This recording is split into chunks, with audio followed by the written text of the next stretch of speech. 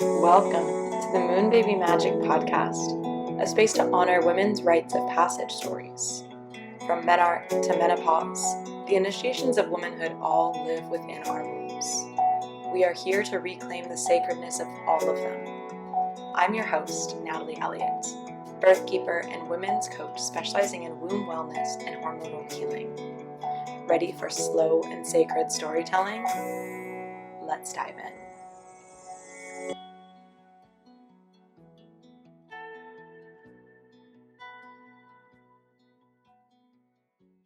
Hey, women. Welcome back to this next episode of the Moon Baby Magic Podcast. Thank you so much for being here. Thank you for tuning in last week. I wanted to share just really from the bottom of my heart how grateful I am to be here and how immediately and vastly this podcast is already changing my life. You'll hear today on Paula's episode the story of how Paula's a photographer, but what she does isn't really photo shoots. And yeah, I'm realizing the more interviews I do, what a sacred service this is to be the keeper of so many women's beautiful and important stories.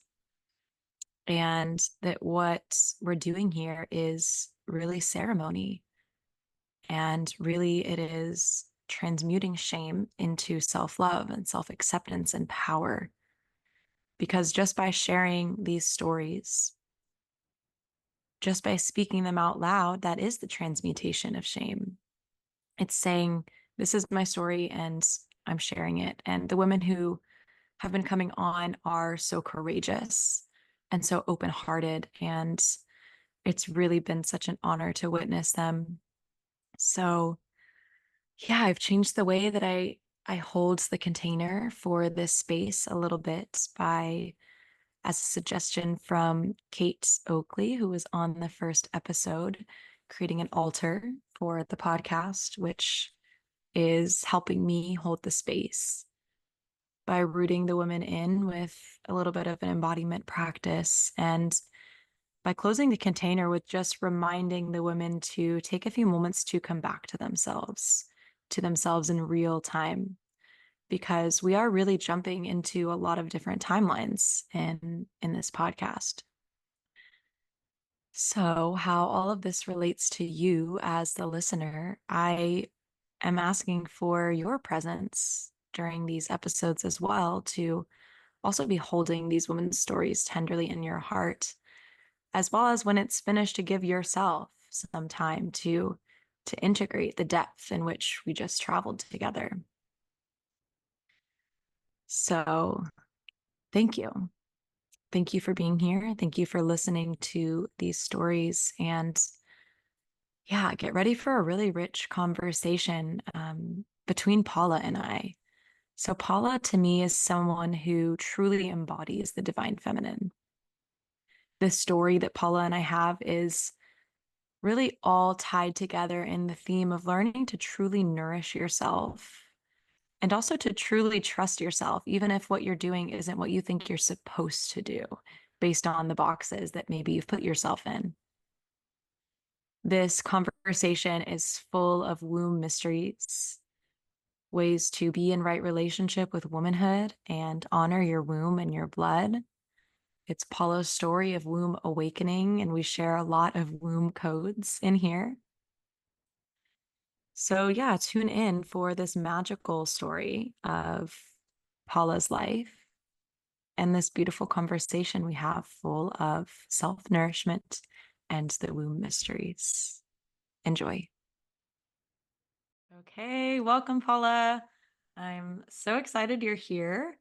And yeah, this feels really special because, as we were just talking about before we started recording, you and I met when you did a photo shoot for me, which wasn't even really a photo shoot. Like, I don't think we could call it a photo shoot. It was horrible. I don't know what it was. Yeah, like the most magical thing. And I was really at the beginning of the work I'm doing now when we did that photo shoot. And it was such a monumental shift on my path to feel like so embodied in what I was doing, because we did that photo shoot with my blood when I was bleeding. And we had like, I wanted to do a photo shoot holding the jar of my blood. And just that photo shoot was really an opportunity for me to feel super embodied in like what I had been learning and the healing I had been doing with my womb and my moon blood. And in that photo shoot, I mean, I'm sure you remember, um, I had some of my moon blood, but I was kind of near the end of my cycle. And so it wasn't like super bright red. Remember what you did? Yes. Wow, I remember this now. And then so you didn't have enough blood, but I was bleeding also. So I was like, okay, I have blood too. And then basically got some blood for you into the cup. And then we had a shoot with both our blood, which was I Yeah. that we really realized in that moment before, like how powerful that was going to be. Like I felt in that photo shoot, like obviously love to hear that like that shoot made you feel like more embodied in this work, because that's like what I really want in my work of like that like embodiment photography, that kind of stuff. But like that was so powerful that we when we mixed, we were in by a river and we mixed our blood, and then we're pouring the blood into the river, which like without really like we knew, but without really realizing, we were like in ritual basically, like. Oh, And I feel like we both felt really like high, as if we're like I remember feeling like I was like on psychedelics almost, like I'm like something's like really activated here, you know. And I think that that is just such, for me, such a beautiful memory, and just like really seeing the power of our moon blood and of like this magic and the mysteries around it all, because it's like really, I remember in that photo shoot, like it was just, yeah, it was like there was something extraterrestrial or like magical about it. Like there was like another like layer to it all. And I just think that that really is what like the womb is mysteries are, and like our blood, and like the, yeah, just so rich. It felt really like, yeah. yeah. I agree. It's like mixing our blood together as we're co-creating. It's like alchemical, you know? It's yeah, and I do feel that it was a portal, like almost a psychedelic journey as well. That resonated when you said that, because I remember at the end of the photo shoot, we just like laid on the ground and we're looking at the moon, and Efren came to pick me up and he's like, "What just happened between you two?" No, no, I remember we had to like walk through the river. It was like getting dark, and then we're just Yeah. laying there, and we're like down from this photo shoot, and like, you know, also like creative energy, you know, when you're so in it and you're Mm, dating and you're like, it can totally make you feel high, you know. But yeah. that with the like blood ritual on top of that, it was really special. And it was really like I felt that it was such an embodiment of that like wild woman, like, and like the embodiment of really like reclaiming all that that meant, and all that it was to like honor our blood in that way. And Mm. like totally took like me deeper into that work for sure also. Yeah, I agree. I was thinking too when you were talking, it's like it takes a lot of embodiment in this work to feel comfortable in that situation where like we're really working with the blood and we had just met, you know? We had just met that day. I Yeah, guess that wasn't maybe clear before I just said that we had just met that day. just And we had both gotten to a level, you know, or had just made the choice to feel comfortable within our bodies and with our rhythms and with our blood. And I think that's really special. So yeah, that yeah, kind of leads me into, and you talked about the wild woman too, which is one of the archetypes that can be associated with the cycle.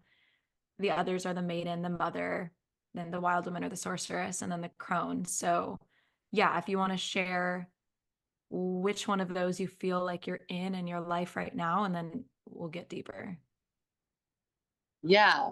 I mean, we talked about this a little bit and it made me reflect like I do feel like I am in a mothering phase for sure. Like I don't have children, but like there was a shift. Like we talked about this as well, but when I turned 30 or late 20s into my early 30s, I started feeling less like this like maiden energy, like this. There was a lot that sort of like I stopped prioritizing in my life, and I started feeling more of like the will to really nurture community, really nurture like mothering myself in a different way than I hadn't before, and realizing like what it truly was that I needed, what it truly was that I desired, and what it like how did my life reflect that, and what of like my old self or my maiden phase needed to like shed when it came to that. And then a lot of that was just like energetically inside of me.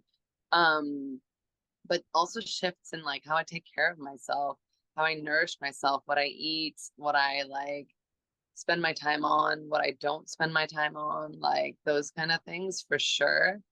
Um, and like it's for sure sometimes I still like will tap into that maiden phase and just like be like, oh, I just want to like be playful and have fun right now for sure. And like there's also like the wild woman side. And so I feel like, we have all of that within us also within our cycle. And in the phase of my life, I do also feel that my body and my heart, like I do want family, I want children, I want these things. And like my life doesn't really look like that at the moment, but it's like I trust that like just the beginnings of this feeling of wanting to mother and wanting to like even just nourish the people around me differently and nurture them and hold them differently. I feel like that is almost like the beginning to that phase. Yeah, beautiful. Yeah, thank you for sharing all of that. It's true. I think when we move from maiden to mother, it's just like you said, it's that shift of like really inner focused on like me and my needs and my healing and like what do I want to do and what's the most adventurous, fun thing I could do, to how am I serving the world? Like how, for me, it's like how am I serving women? What is the root, the purpose of what I'm doing here? And I think that it comes from a resourced place because of the way that we learn to prioritize our needs and then get better at that, which you spoke to too. It's like learning to take care of yourself better. And I'm curious, like, what has that looked like for you, learning to take care of yourself better?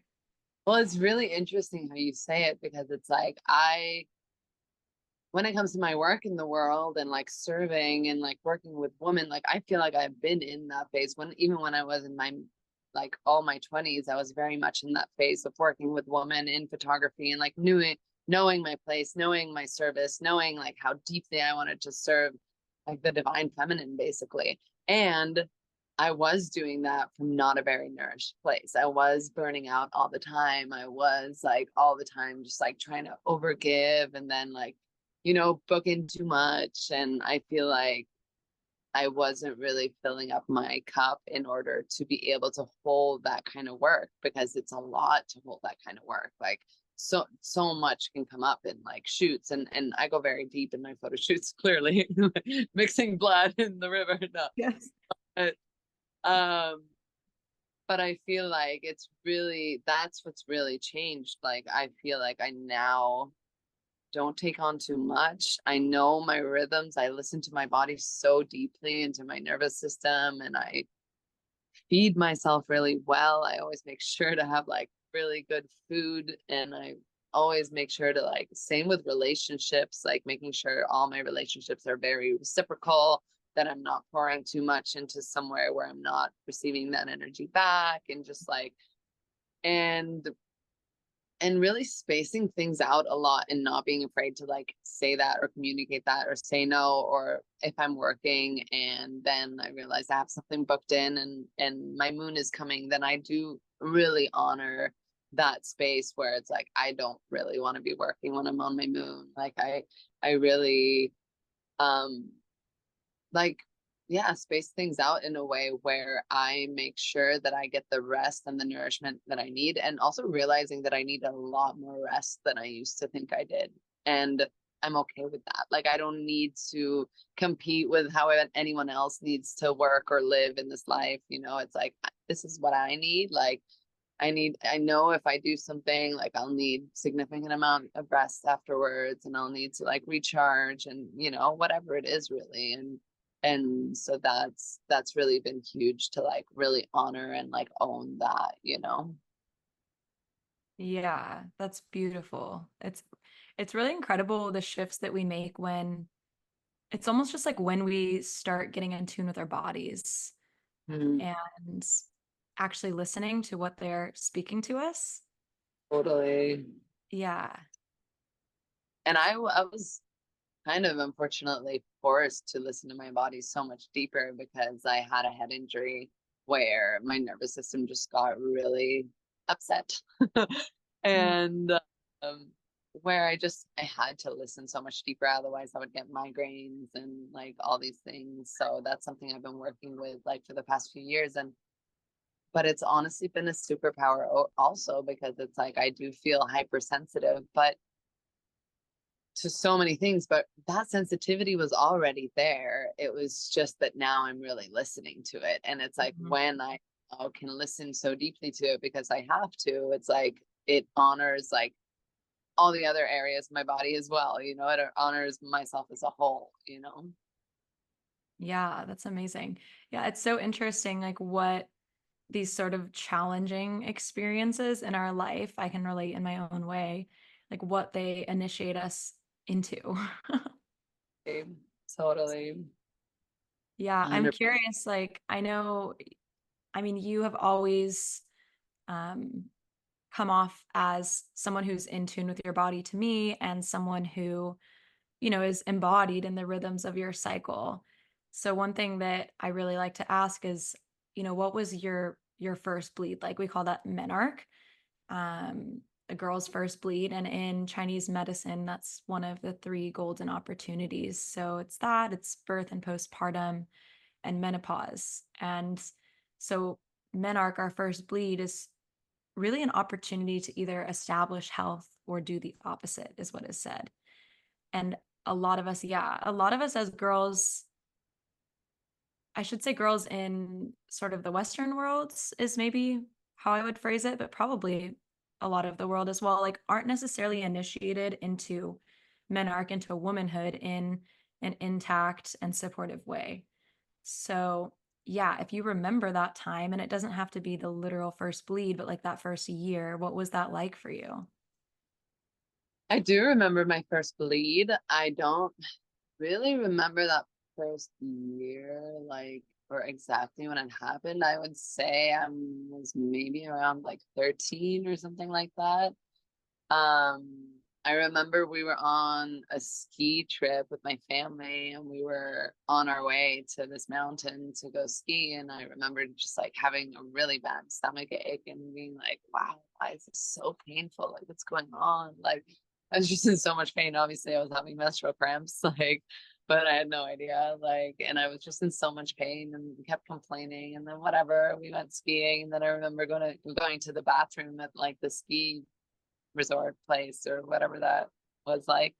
And I remember that like I started bleeding, and I have an older sister that's 2 years older, and my mom is very open about things. So thankfully I didn't feel shame or didn't feel like these energies of like, oh, this is maybe towards like we were there with like my mom was in the bathroom like in the stall over, and I was like, Mom, like, and I told her about it, and she's like, oh, this is your period, like da da da, you know. She was super casual about it, so that was good. But I remember maybe feeling a little bit of like or wanting to hide it a little bit to like my brothers or like the men that were there, like my stepdad at the time, and so more so that it was kind of like a thing, you know, which is so the opposite of how I am now. Like with all my guy friends, I talk about my like moon cycle all the time, and they're like, okay, you know. Uh, but but yeah, and then I think that my relationship was it with it. I didn't feel shame. Like I've heard stories from so many women where they felt like, you know, they really needed to like, you know, it was something bad or it was something, yeah, you know. but I feel like still like the system and like the patriarchy or whatever we want to call it, like society and like, growing up in the Western world, like I grew up in Sweden and there was always like that of like it's not something like you talk about so much. It's not something that you um yeah, that should really be any obstacle to you living your normal life, which was for me. So I literally had such bad menstrual cramps when I was a teenager that I could not go to school. Like I had to stay home from school and I remember like even girls in my school would like make fun of me for that. They were like, "What do you mean you're staying home because you have your period? Like get it together, you know?" And I was like, it just I can't even like I had a lot of like hormonal stuff and acne and like my body was a bit like not like imbalanced in general. Mhm. And so I feel like that was, yeah, it was always just excruciating for me, growing up like as a teenager. That's what I remember from my moon. And Yeah. then later I had my whole awakening with it all. Yeah, I have so many threads I want to pull on with that. Um, I mean, I love that you're open now with people about your moon, and I feel so similarly in that there's just like really not a lot of shame around talking about it anymore because it's so embodied in my life. So I love that that's the case too. And I think it's like a gift to the men to be open Mhm. about that too as well. To like trust them to be able to be okay with that. Like in one way or another, I think it is really refreshing for them too, even if it might bring up discomfort or a little bit of like, whoa, okay, we're talking about this. It's like Yeah. this thing that we like, that it's almost expected not to talk about so much. Mhm. And then like when we are so embodied in that space and talk about it as it's the most normal thing, which it is, Mhm. um, then it's like, oh, okay, like, okay, we're talking about this. Like, all right, cool. Like, it's Yeah. like, because I think that it's not that they don't want to acknowledge that part of like woman, but Mhm. I think that they just haven't really known how to navigate that either. Yeah. Yeah, agreed. Yeah, and the other thing I wanted to ask you is I forget that you grew up in Sweden. I mean, I know that, but I forget. And I'm curious what it was like culturally with periods for young girls there. Mm,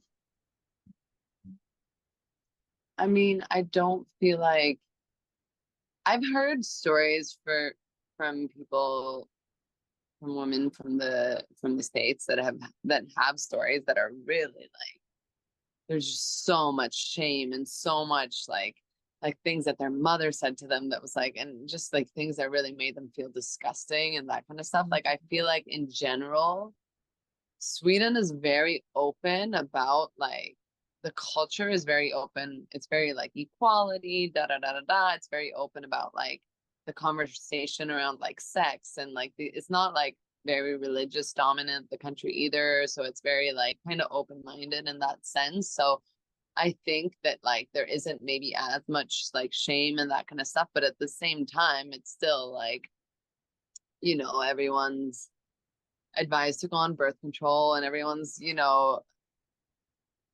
Yeah, I don't think it's necessarily really like it's not talked about super openly. And I think and it's still, similar to anywhere that's like the Western world. But I think that Right.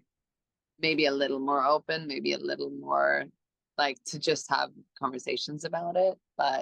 Yeah. But yeah, in general, it's probably the same. Yeah, right. I'm not sure if there's really anywhere that I know of that is very comfortable with menstruation if we're not looking back many thousands of years. Exactly. Yeah, it's like it's the whole system and like media and like all that kind of stuff. Yeah. Mhm. Yeah, okay. And then at the very end of you sharing, you said, all the cramps and the debilitation and all of that. And I think that's super normalized. Like, oh, well, you're getting your period. This is normal. And I think it can be common, but I think when we just call things normal, it really does a disservice to women to just say, oh, you have to deal with this. This is just how it is. And it really plays into that narrative of like, oh, menstruation is a curse. When actually, what I know to be true from mythology is that menstruation is a gift from the goddess Inanna. And that is a whole other reframe. And I would like for you to open up a little more about this conversation of you said, then I had this whole awakening. And I'm guessing what that means is you had an awakening and your cramps are not as bad anymore. Yeah, So, I mean that's all. It's fluctuated for sure, yeah. but um when I first started really bringing more awareness or receiving more awareness around my cycle was really when I started getting super into my work in photography and like the divine feminine and the expression of the divine feminine and what is that and what is the feminine? How many expressions does she take? How do I portray that in my art? And then I ended up I did photography at like a medicine retreat where there was also like a moonstration workshop, where um there was talk about like, how connected we are to the moon and how connected and just everything about our cycles and there were women there sharing about how they were like, feeding their blood to their mango tree and all of a sudden the tree had lots of mangoes and like those. And so at that point I started feeling just bringing like it just flooded my consciousness with awareness of like how powerful this was and how much like I think I had already like been connecting to it, but like at that point was like, wow. I started really paying attention to when I bled in comparison and where the moon was at that time and really feeling connected to the moon, really feeling connected to like giving my blood back to the earth.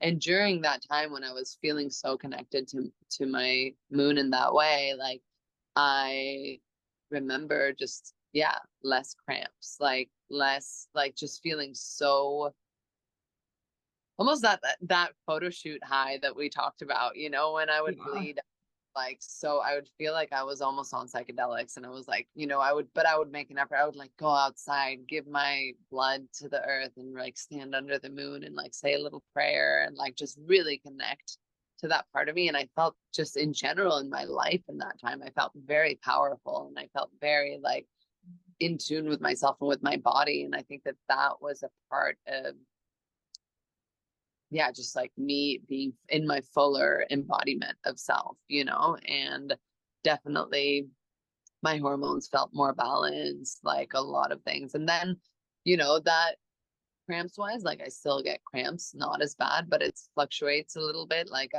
I've had like some health stuff that I've been dealing with. So whenever I have like a flare of that, like my cramps are worse. And like, so it's like, but what I've also really noticed is like when my nervous system feels good and I feel like I'm nourishing myself and not a lot and I'm taking care of myself, it's like the cramps are so much easier to deal with. And it was like this past moon that I had, was I hadn't planned for it that way, but I was on a trip. And right when I got on the trip, it was supposed to be a 2-day trip, and I was supposed to get my moon after the trip. But then I got my moon the day I got there, and I was like, oh, great. Let's do a photo shoot and go to a birthday party and do all these social things. And I was like, oh no, like this is not gonna, okay, I still have to do these things, but that's not normally how I work at all. And I was like, okay, well, did the things anyways, but because of that my cramps like were worse, Mm. that because I feel like I wasn't like tuned in as much and like listening to myself as much, so I think that that plays a big part in it all. Yeah, absolutely. And I also think too, though, like when you're on this path and when it's your norm to rest when you're bleeding, like those times, like there's kind of space for those few times, it's like, okay, I know this isn't my norm. And like, this is just what it is this month. And like, I will recover. I feel like that's been my experience. This past bleed I had, I was at a women's festival and I'm like selling my products and helping lead a workshop. And it was what it was, I wasn't in like my full radiance of ovulation at the time, but I just felt like less devastated because for the most part I am able to rest during my bleed. Yeah, And it's so interesting, right? Like how we think about maybe like before we honored our bleed as much, like how we just powered through all the time. And now Mhm. that we're so in tune, it's like I can't even imagine the things I used to do on my moon Yeah. because right now, what I do now, like I still have friends that like, yeah, but Paula, like you're just on your moon, like it's fine. I'm like, no, like I'm going into a cave, goodbye. Like I don't want to see anyone for 3 days at least, you know? Yeah. And I'm so nourished by that, like by taking Mhm. care of myself like that, by having that time to rest and just literally be in a cave. Like that's all. I just want to be in my bed. I want it to be dark. I don't want to be disturbed by like lights and sounds and things. Like I feel so sensitive. Like my nervous system Yeah. feels on edge. And that's what I want to do. I want to drink warm things and I want to eat like warm food. Sometimes I don't really even want to eat that much, but like just to feel like you have nourishment so your blood sugar kind of stays stable, like, and that Mhm. feels, and like to think about like all the things that I used to do, like I'm like, how did I even like how out of touch was I with myself? And no wonder I had all these other health issues and hormonal issues going on because I was just like not honoring that at all, you know? Yeah, no, it's so important. And it's like, it just makes, I don't know why I'm thinking of this, but it just makes me think of like all those tampon commercials I used to see when I was a kid. Like, oh, like you won't even know you're on your period. You could put this in and run a marathon. Totally. And it's It's like, like, yeah, no, we don't do probably that. could, but it's about being in, like, it's not about what we can and can't do. And I think this is where it kind of gets tied into sort of my critique of the feminist movement, which is this idea that we just can do anything that a man can do. And it's like, yeah, like theoretically we could, but at what cost? And I think too, I ask myself the question, like, what does it mean to be in right relationship with this phase of my cycle when I'm bleeding?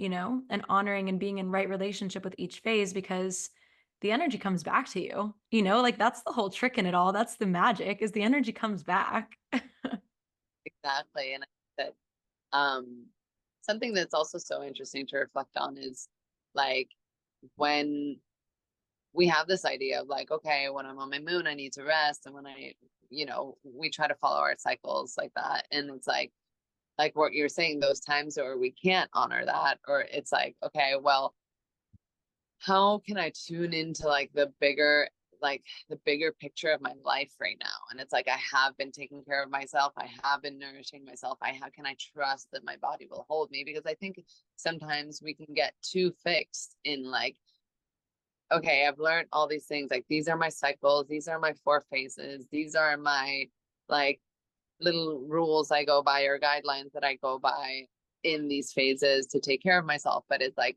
that's also, we don't want to lean into getting too structured around that either, where it becomes like fixed and masculine and all these things, where instead of like being able to be fluid with it is the whole thing. It's like being able to tune in and being able to listen and being able to like navigate yourself and your life around what is happening and know that you'll be okay, but just like Mm. listening to your higher wisdom with that versus like, oh, but this is this cycle and I'm supposed to be doing this. It's like, maybe you were meant to be at a women's festival and dance on your moon and like bleed on the earth. Like that probably serves its purpose too.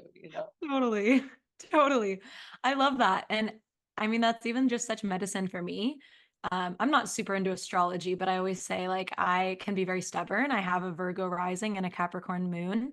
And so I can get like very set in structure and it takes me a bit to move out. And I've even had moments where it's like, oh, I feel like doing an ecstatic dance. And I'm like, oh, but this is not the right phase of my cycle for ecstatic dance. Like that's and it's so Like silly. but like felt like wanted to do it. So it's like that's the thing you should be Yeah. doing. Yeah, and so I think it really is that like these archetypes, and I love teaching on the archetypes and the phases of the cycle because I think it's like when women learn about that, it's magic. I know when I learned about it, I felt like I was a magical being. Yeah. And I think it's such a good structure for us to have, but it's like with any structure, like you've got to be able to flow within it and listen to yourself. And just like we were talking about before, like learn to actually listen to your body and what your body is asking for. what life is asking of you. And it's like, I feel like that it's so interesting how, because we're raised in such a like masculine dominant like sort of like structure or way of thinking and everything. And it's like, okay, like how can we like the wisdom in living as a feminine being is like being able to tune in, being able to be fluid, being able to like be, you know, you're always like molding and like creating and like, so how to not like, yes, we can bring in this awareness of all these things, and like how do we not like turn that into that way of thinking that's like the masculine brain and the masculine like, okay, now I'm gonna dot dot dot dot dot, this is how it is. And of course we have to create the framework of like, okay, now like this is my framework, so I can like be safe in that and know that I'm held like my Mm. inner masculine, you know, that like holds this structure for me or holds this guideline outline for me. But then it's like knowing that like your feminine is still going to want to sway, you know. Yeah. And Yeah. And I mean, that's like the whole cycle, you know, it's that we're changing every day and our needs are different every day. That's like what's, when I was traveling and I was like, I was supposed to get my moon 2 days later and then I got it 2 days earlier, but this wasn't on time, you know. And it's like probably served, it did serve its purpose. I can already see how it served its purpose of me getting it early. So it's like, you know, like knowing that there's always a higher wisdom to your yeah. body, your connection, and why you're getting your moon when you're getting it, and why it, you know, why you're getting an urge to go to ecstatic dance when it wasn't, you know, the cycle. Right? Yeah. No, it's so true. One of my teachers in this work, Nancy Lucina, she talks about how like reclaiming our time is one of the most powerful things we can do. And it's true, like to think to really reflect on like what calendars are we living by and like what schedules are we living by, you know, and most of us live by, I mean, I could get up on my soapbox about the weirdness that is the Gregorian calendar of January through December and how random it is. But even if you think about astrology and this, like it's, and even to an extent, like I know in the cycle we have our own inner seasons, but even to an extent, like as women, we don't really fully live with the outer seasons because we could be in our inner winter in the middle of summer, you know? And it's like quite a big shift in your life to align your life to that. And it takes actually like quite a lot of work.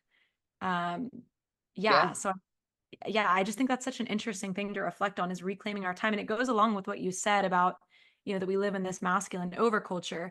And so doing that is not really simple. No, I agree. And I think that for me was such like an awakening of like when I started understanding like, oh, my moon and how it comes with the moon, like and paying attention to what moon, what phase like the moon in the sky Yeah. is when I'm getting my cycle, and then like tracking my cycle with that instead of like, yes, I have a period app. Yes, I look like what day on the calendar to be able to like schedule my work and all the things and that kind of stuff. But it's like how like we get then attached to, okay, I got it the 31st this month, so I'm gonna get it 31st the next month or whatever. And it's like instead I started paying attention to like, okay, it's new moon, I got my, it's full moon or new moon, like I got my bleed. And then paying attention to like, okay, the next month, am I getting it on the full moon or am I getting it a couple of days before, a couple of days after? And just not to have a fixed idea of that, what that even needs to mean or anything, but just to be like, oh, like I can literally just look up in the sky and know when my period's coming. You know, it's like, oh, it looks you, it's getting close, you know? And to just have that sort of like intuition as guidance versus like, okay, I got to look on my period calendar and like know exact day, because it's not going to come on your exact day. And of course, because we live in this system of like how our lives are like run by these calendars that we go after, it's like, of course, like I do tune into that as well. But I think it's really interesting to start to like look to nature instead, and how nature will reflect like when your moon is coming. That's really beautiful. Yeah, it's so beautiful. Just a reminder that like we Which is are. why this tattoo. Oh, the moon phases tattoo. That's so beautiful. Yeah, I think it's like the moon is just such an ally for us as women. It's quite beautiful. Yeah, I'm curious. You're bleeding with the new moon right now? Let's see, I finished my bleed like a couple days ago. Okay, and the new moon is today. We're recording on the new moon. Yeah, You're closer to the new moon. How is that? Have you bled with both the new and the full in your life? for sure. Like I go back and forth. Like I feel like I fluctuate a lot. And I used to be into like reading into what that means and all the things. And now I'm kind of just like, okay, I just kind of pay attention, I'm just Yeah. like, the new moon, how does that feel? And like, and it'll fluctuate a little bit, but like sometimes it's been like on point, like so many months in a row, like with the full moon, or so many months in a row with the moon. But then it fluctuates a little bit, and it's like, yeah, it's. I just think it's fun to pay attention to. Yeah, I agree. I agree that I think sometimes people, when I've taught women this information about the moon cycles, I think it can be easy to be like, oh, well, if I'm not bleeding with the new moon, then I'm not in the right relationship with nature, right? And it's just like, it's not that simple. It's mostly for me just a tool to remember like how magical the moon has a 28-day cycle and I have a 28-ish day cycle, and the phases mirror my Yeah. body's phases. It's just magical. And like I think that it's so magical. And if, like, I don't know if you've ever had a chance to like bleed under the moon, like new moon or full moon or whatever. Like I remember when I lived in Nosara, like right on the beach, I would like when the moon, sometimes I would go like at night with a friend, and like I'd be on my moon and like go to the beach and just like, whoa, go into the ocean and feel so to the moon and feel like again like I was literally high on psychedelics. But that's something that's really real for me. Like if I'm in nature, like away from screens, away from technology, away from things like that, and I'm just like pure like by myself in nature, like it's like common for me if I'm bleeding to like feel a little bit like of a almost like a medicine journey, like a high almost. It's like I'm on psychedelics, like. And I read about that like DMT gets released in our brain, like in like little micro, Yeah. uh, like a little bit of it, like when we bleed. And that makes so much sense to me because I've really had those moments where I'm like, whoa, I'm, I'm like touching the other realms right now. Yeah, I really know. And you're right. It does take, like, that doesn't just happen. Like, you have to create the space for it, like you've got to be, I try to take a break from my phone when I'm bleeding and definitely from social media, and being in nature. It's like that information, that cosmic information just becomes available to you in like kind of a natural way when you just leave the space for it.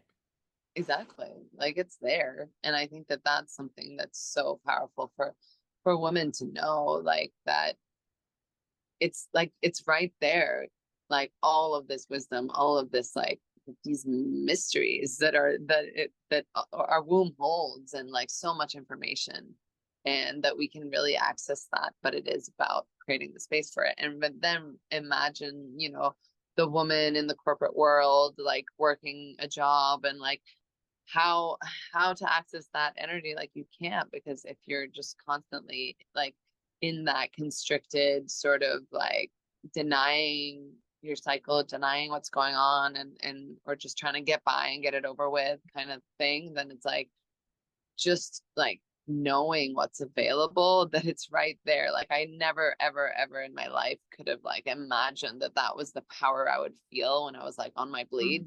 Mhm. But then like really, if you create space for it, and you are in that pureness of like you and nature, and just you feel like you feel the power of your being as a woman. Yeah.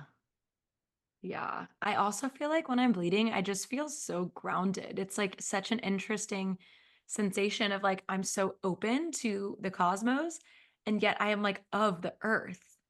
Exactly. Wow, what a good way to put it.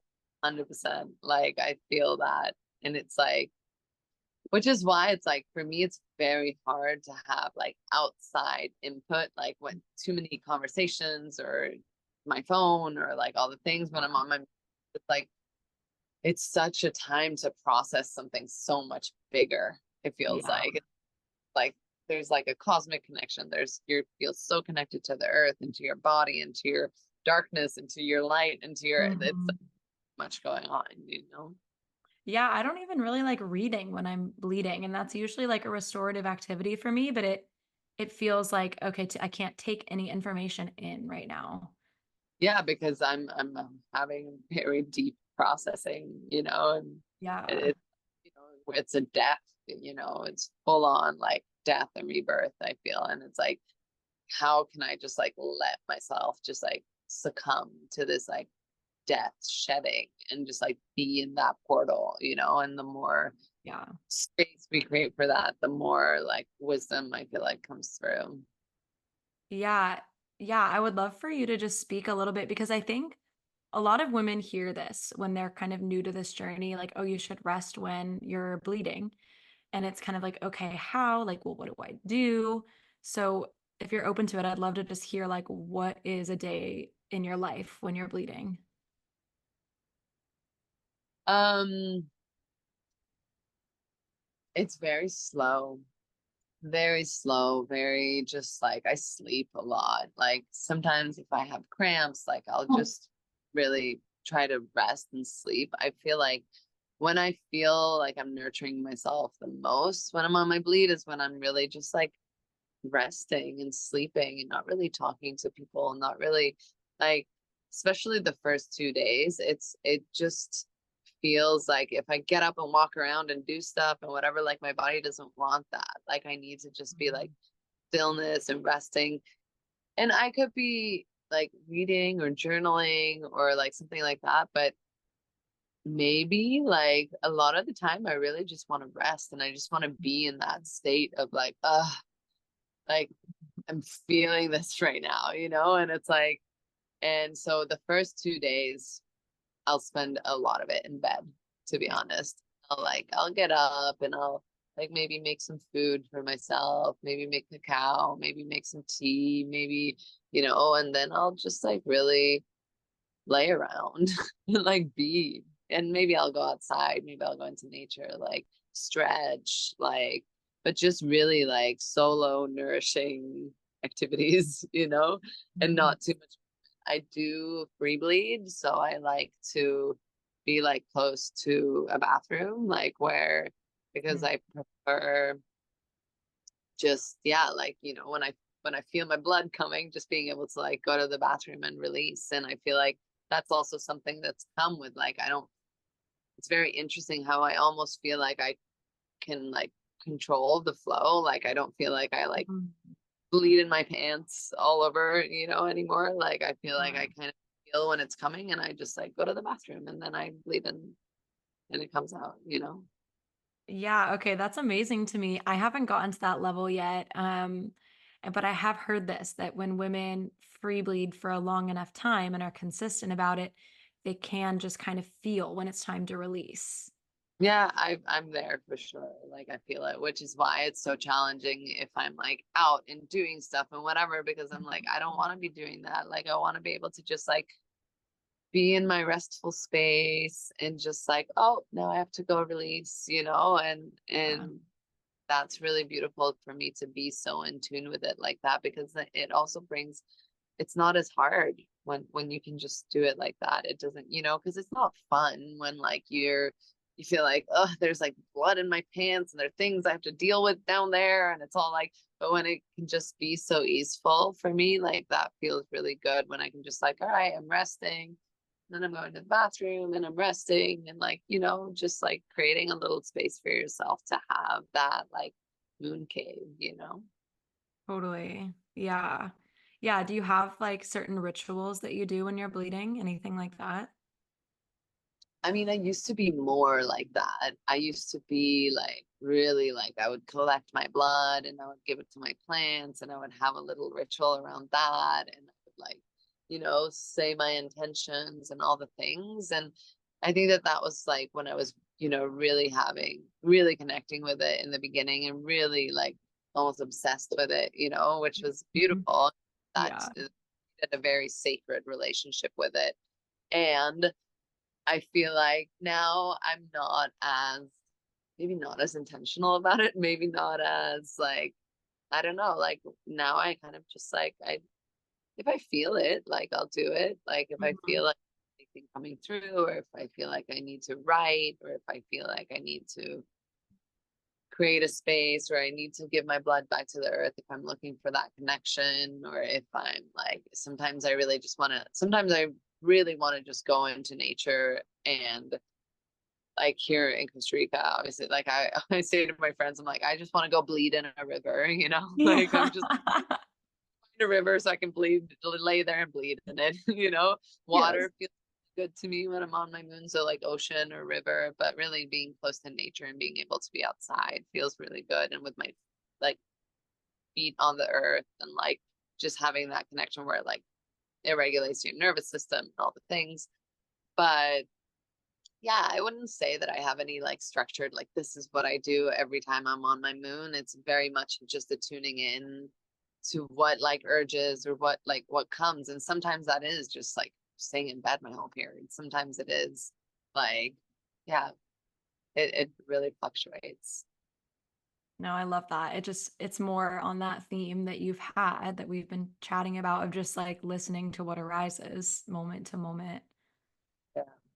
Yeah. Yeah, And beautiful. yeah, I will feel like going to an ecstatic dance on my moon. Who knows? Like,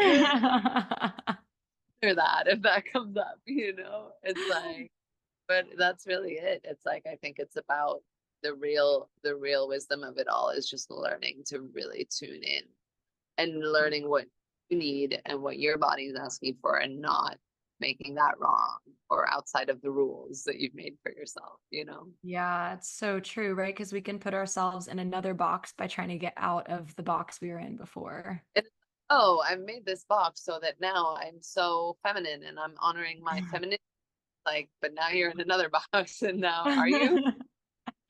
No. No, it's so true. And I can really relate to what you shared about just like at the beginning of your journey with all of this, like being so intentional and so yeah, like really into all of these practices. I think about that too. And it's I think this is a good thread to bring up because it's like it's okay if those practices like aren't super structured your whole life, you know? Like for me, when I first it started really with yoni steaming for me. And Yeah. yeah, that was like my big womb awakening was yoni Wow. steaming, really the first thing. And when I first started yoni steaming, oh my gosh, I was so intense about it. Like I would sage the whole room. I would make an altar. I would put on a playlist. I would like journal about my deepest things that I was releasing. And like I'd sit there for an hour. And now like sometimes I yoni steam and watch a TV show, you know? It's like But I think that that's the beauty. I think that that city and all that intention that you put into it, it laid a foundation for just an embodiment of like knowing those practices and having those practices at hand, and knowing that like in your life when you really need it, when you really are feeling like, whoa, I need to cleanse, or I need to, you know, yeah. that all of that's there for you. And that doesn't mean that we have to like stick by that all the time. It needs to look Yeah. like, that's something that I've also been like playing with lately, is like watching shows and like these kind of things. I never used to do that stuff when I was in my whole like, you know, a little more like, I was a little more like, I had my spiritual awakening and needed to be so intentional with everything all the time, which is great. Don't get me wrong. Yeah. But I am now playing with my humanness a lot more, and playing with like, okay, what does my human want? Like, do it. Sometimes it's really comforting to lay and watch a show and just like, you know, like not have that be wrong, but have that Mhm. be a part maybe that nourishes my inner child, because I did that when I was Mhm. younger. Or other parts of me that I'm really nourishing right now is like singing, which I love so much. And I'm like, Mhm. it's like, that's what like my inner child wants. And that's my, but like trying to spend my time in a way where not, it has to be like perfect. And so I need to be this like, oh, divine feminine goddess that only does goddessy things. You know, it's like, no, I'm also a human, and I also um like these to lean into these other aspects of me and allow myself to be like the full spectrum of it all, you know? Yeah, I just love all of that. So much of what I've been feeling too, of like, we really are here to be human and it's okay. Exactly. And those rituals and those practices and those things, like once we have those in a foundation, it is embodied. Like it's Yeah. there. I'll reach for those practices when I need them, and I'll know when I need them, and I trust that. Yeah, no, it's so true. I feel that. It's really moment to moment. Like I do notice that there are certain times when I feel like perhaps I'm in more of a spiritual season of my life, and then other times where I'm just really enjoying the humanness of it. And yeah, I think that's kind of the beauty, especially as women, that we really are such bridges. Like we are spirit and we are earth. And so to be able to kind of play with both, like that's really magical. That's embodiment for me, you know? That's really like the true embodiment, because how can we talk about embodiment without like recognizing our humanness, our mess, our, you Mm. know, all of it, you know, and then yes, the wisdom, the spirit, the all of that too. And it's like, how do we mesh that? And like we can't really like be claim to be in our embodiment if we're not recognizing all like the messy human parts that aren't perfect as well, you know? Mm. Mm-hmm. Yeah. Mhm. Ugh. Well, I mean, this whole conversation has been just so much womb wisdom, is what I like to call it. Like really wisdom that comes like from the source of us, which we talked about. Like that is the womb, that is the information we receive when we're bleeding. And I love too what you just said about, like the human stuff, like that is the embodiment. And I think that often is a missing piece in the spiritual community, for Totally. lack of really a better term. Yeah, but this piece of like, well, we are here, we are in a body, and that is also a spiritual practice to be in a body. And I think the womb work really, really fills that gap that we've had. Totally. Yeah. Totally. Mm. Yeah. So I'm curious if there's like one more piece of womb wisdom that you'd like to leave the women listening. Mm. I mean, I really just want to say that like give yourself permission to listen. Like permission to just listen to your body. Like I work with so many women and like doing photo shoots, and I so many times there's like a needing to reschedule because someone's on their moon or someone's going through something in their cycle, and I'm like, it's okay. Like I want to give permission to have that freedom in life, to be able to be like, hey, and if it's woman to woman, the other party will always understand. And that Wow. is how I want to live in the world, you know, that we don't need to be these fixed structures. Like we are so fluid, we are cyclical, we have like an ocean of moods happening all the time, that it's like, it's okay for things to fluctuate in business and whatever. Like I thankfully get to like have a very feminine business and very like, you know, I work primarily with women, and but I just hear that a lot, that women are, you know, so much of being apologetic for like, oh, I'm sorry this didn't work out or da da da, like, and it's like, it's okay, like I'm a woman, like you're a woman, like I see Wow. you, like it, like things flow and need to be fluid, and just like, yeah, just that permission to tuning in and listening to yourself, because there's always wisdom there where you could like lean in a little deeper to what your needs are, what you're, if you're needing to slow down, or if you're needing to change plans, or if you're needing to whatever. Like nobody says that everything needs to be all fixed and or fast paced or whatever, you know. So really that, you know. Yeah, thank you. Wow. Yeah, I love it. I really feel like that's your medicine that you're sharing in this world, is like listening to your body, being in your body and allowing that to be. your spiritual practice. Thank you. Yeah. Well, before we wrap up, if you want to share with the women listening a little bit about your offerings, I would love that. Yes. Okay. So I call it divine feminine photography. Um, because yeah, it's a, for lack of a better term, really, but so much. I work with women doing photo shoots. But I really call it, it's like a container of, inviting in the full spectrum you, or celebrating you, or alchemizing whatever it is that's going on, that's alive in your life, whatever needs to come through. Just an invitation into your deepest embodiment of like who you are. I work usually shoot women without makeup in their like natural state, and there's a lot of conversation around body image awareness, and I also do coaching post photo shoots, and I do like divine feminine coaching ish apart from that, which I don't really put out there so much. It's more that when that arises, the need for that arises, like I'm here for it.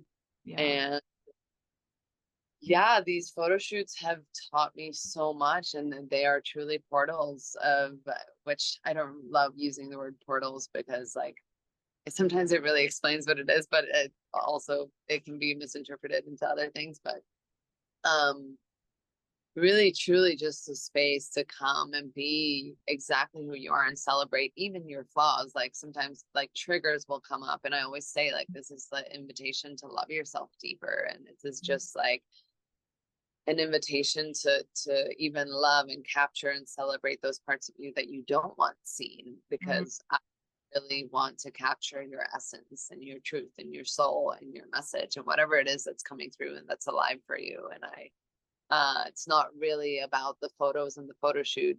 That's really fun too, but I love the containers of all that all that the photo shoot can bring up, and how we can use that container as medicine really, and as therapy really.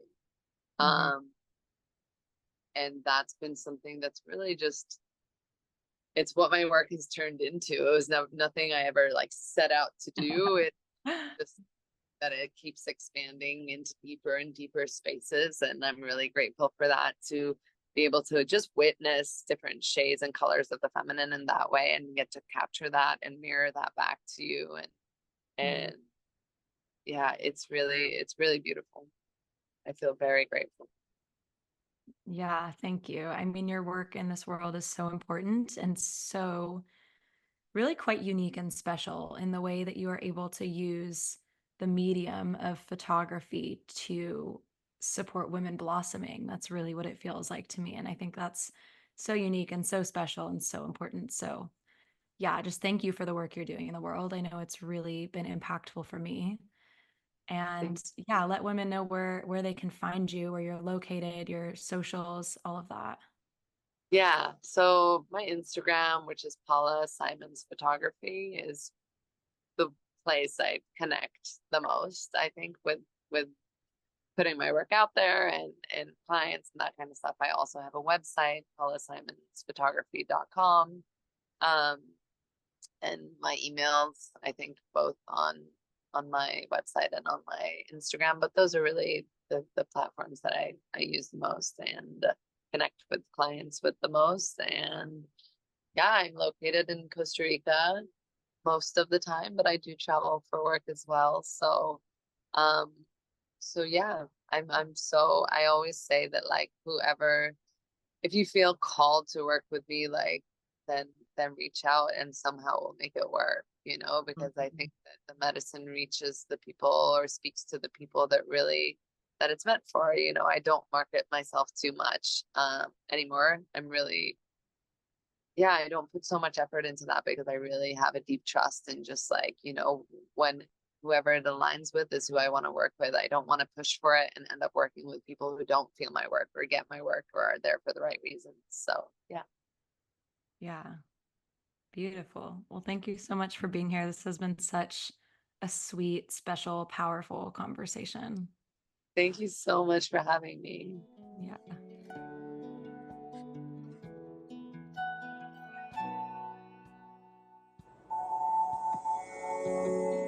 Thank you for tuning in to the wisdom of the womb today.